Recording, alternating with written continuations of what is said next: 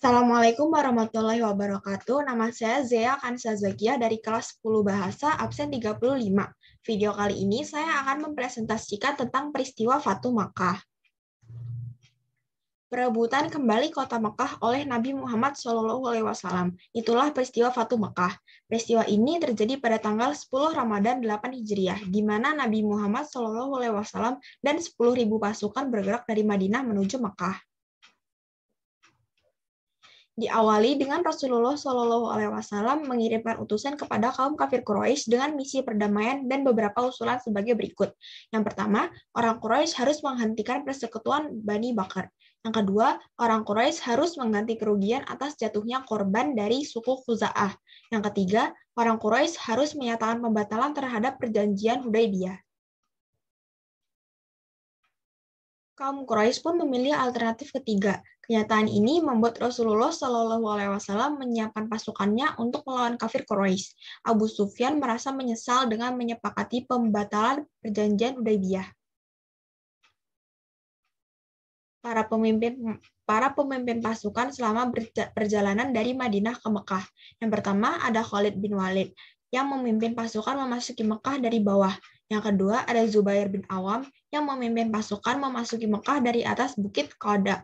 Yang ketiga ada Abu Ubaidah bin Al-Jarrah yang memimpin pasukan dari tengah-tengah lembah sampai ke Mekah. Yang terakhir ada Sa'ad bin Ubadah yang memimpin orang Madinah memasuki Mekah dari barat.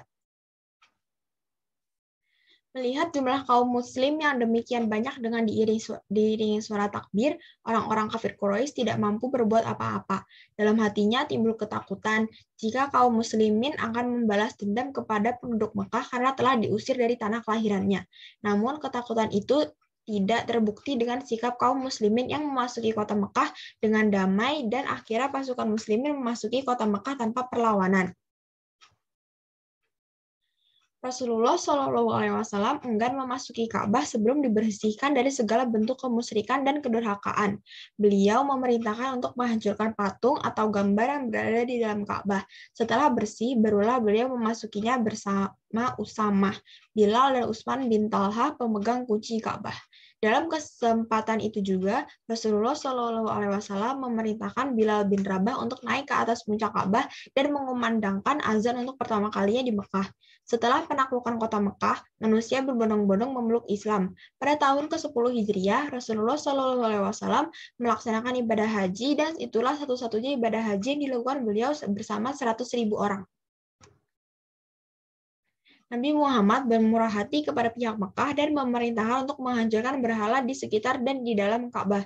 Selain itu, hukuman mati juga ditetapkan atas 17 orang Mekah atas kejahatan mereka terhadap orang Muslim, meskipun pada akhirnya beberapa di antaranya diampuni.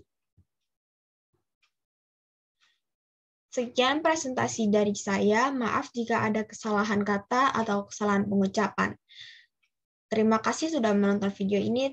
Wassalamualaikum warahmatullahi wabarakatuh.